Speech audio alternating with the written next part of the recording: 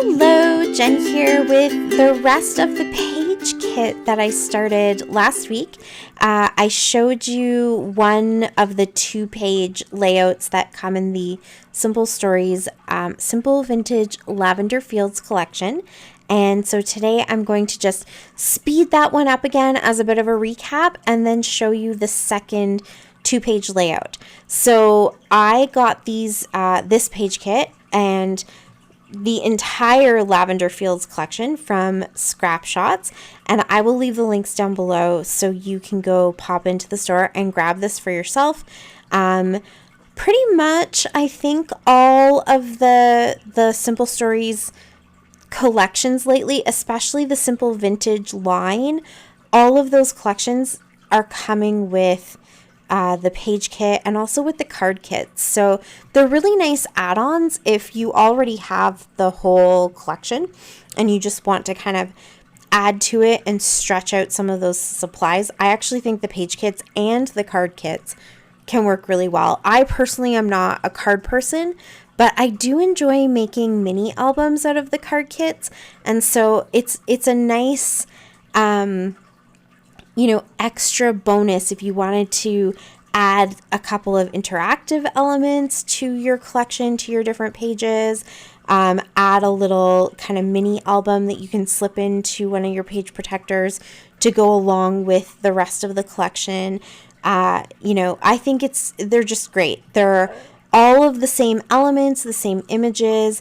In some places they've like pre-made the clusters for you, and then of course you get the instructions on putting these 2 pages together, and then also in the card kits putting the entire card together. And all of the cards come with different sentiments, which is lovely. So if you just like to have a stash of cards on hand that are sort of non-specific in that they're not Christmas and Easter and birthday, but there are some sympathy cards in there and some good luck cards and congratulatory cards and all that kind of stuff. They're just really nice that you can have that kit on hand and just whip it out and throw something together really quickly. But again, if you are someone who likes to kind of think outside the box, you can definitely add all of this to what you already have from the collection and really stretch that collection much further. Likewise, I was just thinking about this. If you are kind of like me and you love the look of all these different collections, but deep down inside you're just not going to be able to use up all the pieces. It's just not, worth it to go out and invest in the entire collection, knowing that as beautiful as it is, it's likely that a lot of it will just kind of sit there in your stash and never get used. I think a great way to kind of feed a little bit of that FOMO and have just a little taste of all of the collections would be to grab these page kits. So imagine in an album, if you have just sort of been grabbing all the page kits and you have the whole Simple Vintage line represented in an album through all of the page kits that they've put out for each collection. I think that's fantastic. I'm a little bit sad at myself for not thinking about that sooner, because I probably wouldn't be able to go back and get my hands on a few of those different collections by now. I might have to talk to Sandy and see if she has any lurking in the bottom of a box somewhere. But I think that's a great idea. Same with the card kit again. If you just wanted to have kind of a little sampling of every Simple Stories collections, especially the ones that are beautiful, but you're just not probably going to use, and so it's not worth buying the collection in its entirety, you could go for a card kit and just have a sort of a sample of the images and the colors and the feel of the collection through the cards and not have to buy everything. I definitely advocate for buying everything. Go to Scrapshots and check it all out. But in reality, that's just not something I'm able to do. And a lot of you are probably in a similar boat.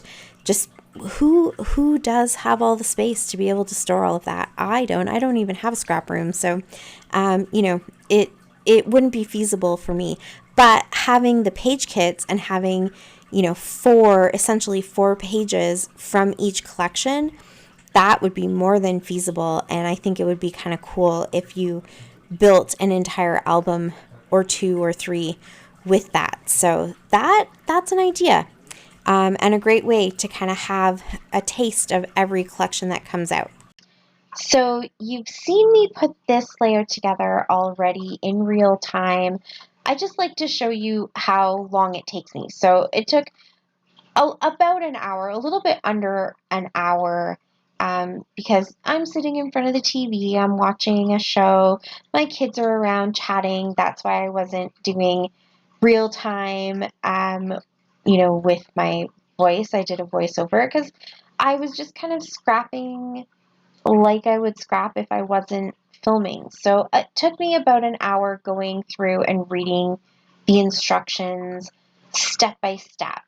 Now you definitely don't have to do it that way if you don't want to, and I think it isn't how I would probably normally do it if I wasn't showing it to you and kind of intentionally doing it step by step. I would be kind of jumping all over the place or mostly looking at the picture. I tend to be kind of visual that way, and I did reference the pictures quite a bit, so it's nice that you have both the descriptions and the photos. I think the more experience that you have just putting things together, probably you are going to just naturally want to do things in a way that you already naturally scrap.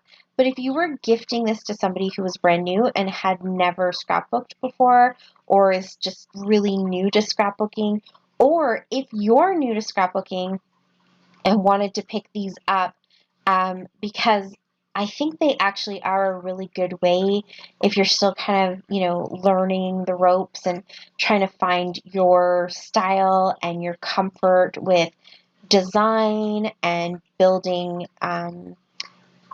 embellishment clusters and putting patterns together and how to build layers and things like that.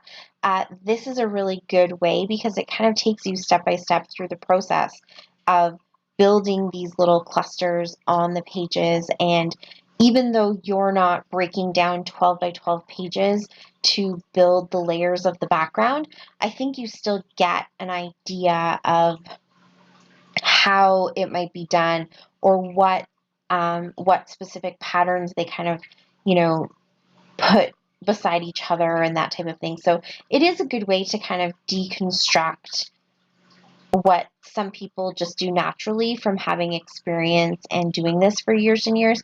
So it's a good stepping stone. It's a good learning tool, I think, if you want to use them in that way.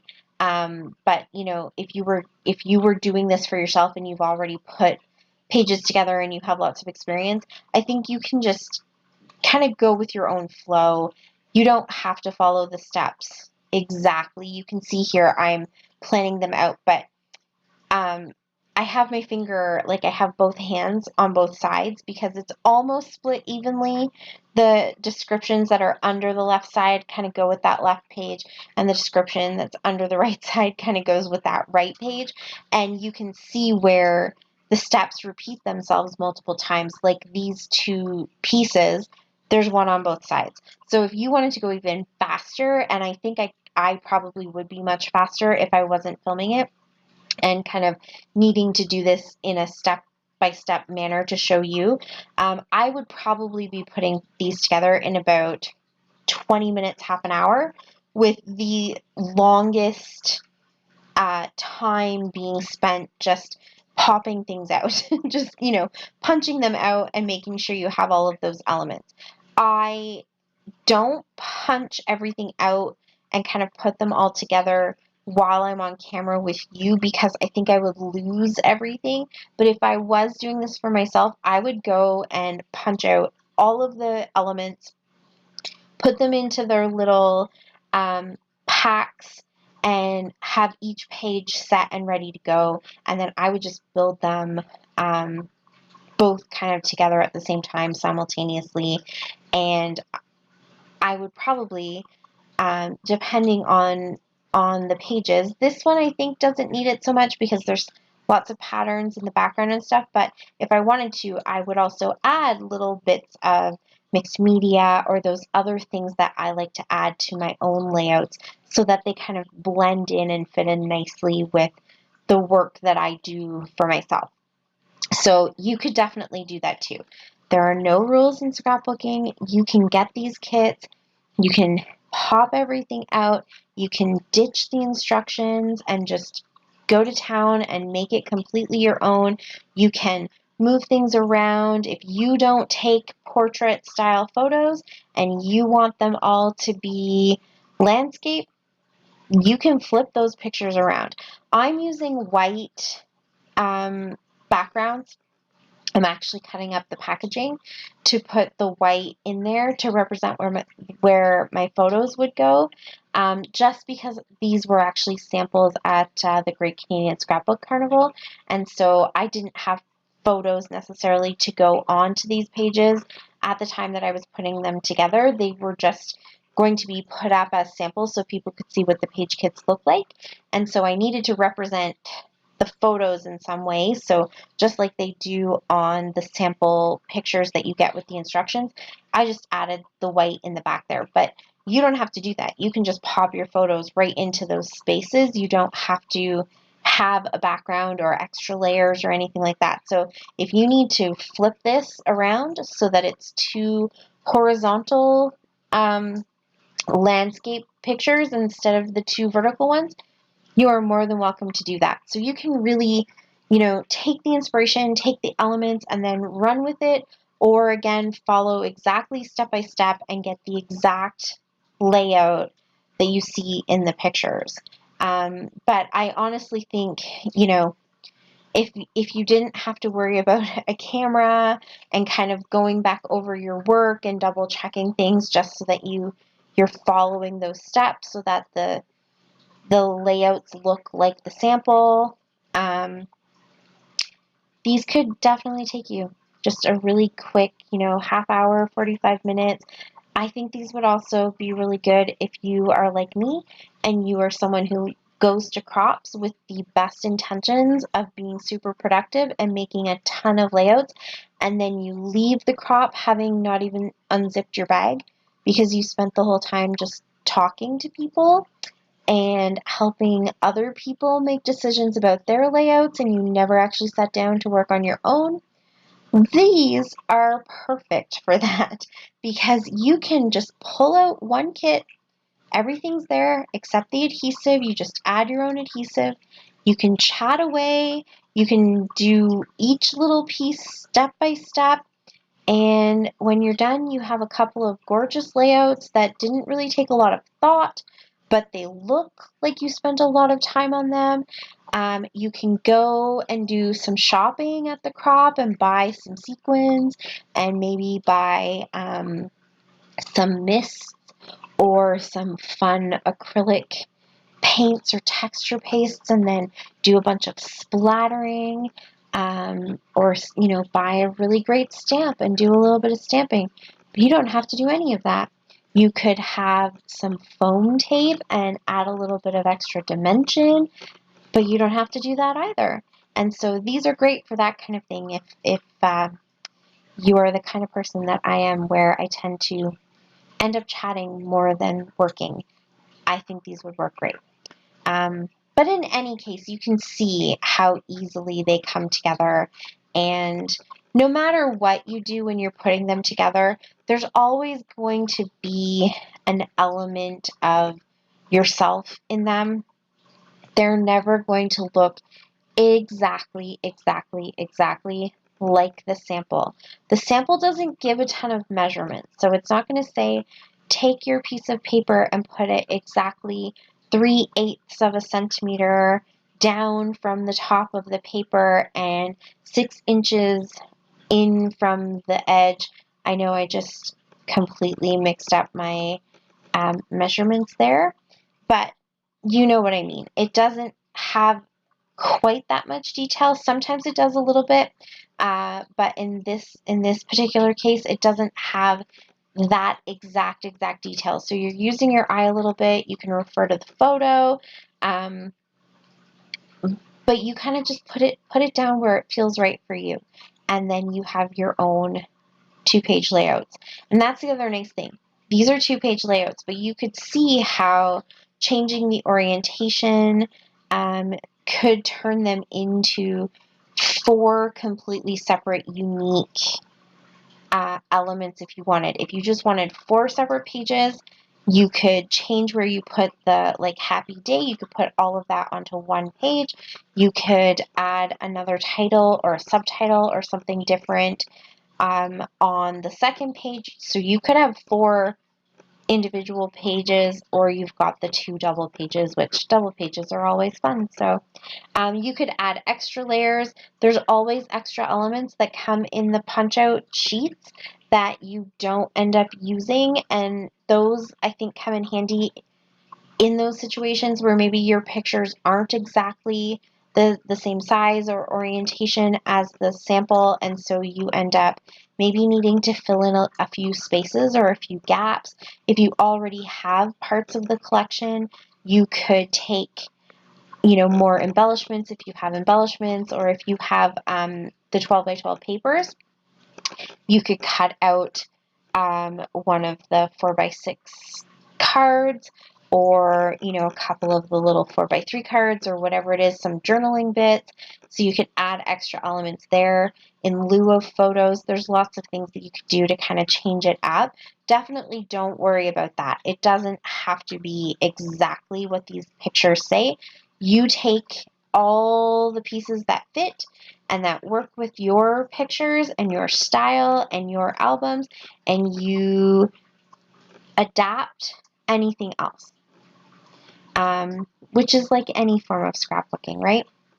So definitely, I think they're lots of fun. They're a great gift, and they're super easy to punch out. They don't take all that much time. You can see here they punch out pretty clean, and they come together really, really quickly. I didn't add any foam tape here. I think in the last video I did with the Sunny Days collection, I added some foam because I think that that is fun. There are so many different layered elements in Simple Stories that it's fun to add some of that dimension. So if you do have foam dots or foam tape, or even just like foam from the Dollar Tree or anything like that, you could cut that out and use it.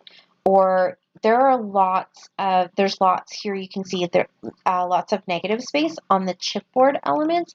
You could cut out those chunks of chipboard, stick those behind some of the elements, and then that gives you a little bit of dimension that way too, and you're using up all of your scraps. That's one of my favorite little tricks. So you really only need to add adhesive and maybe a pair of scissors if you wanted to do a little bit of altering here and there. And that would be good enough for you to just kind of grab and go. And you do have extra bits. You can see I'm showing them. So if you need to change things or add things to other pages so that they all kind of combine nicely with these layouts, you could definitely do that too. And that is it. That is 4 pages, 2 by 2 pages, all done and ready to go. Please check out the links down below in the description box for scrap shots. And that is it for me from now. So thank you so, so much for watching. I really appreciate it. Until next time, happy scrapping. Bye.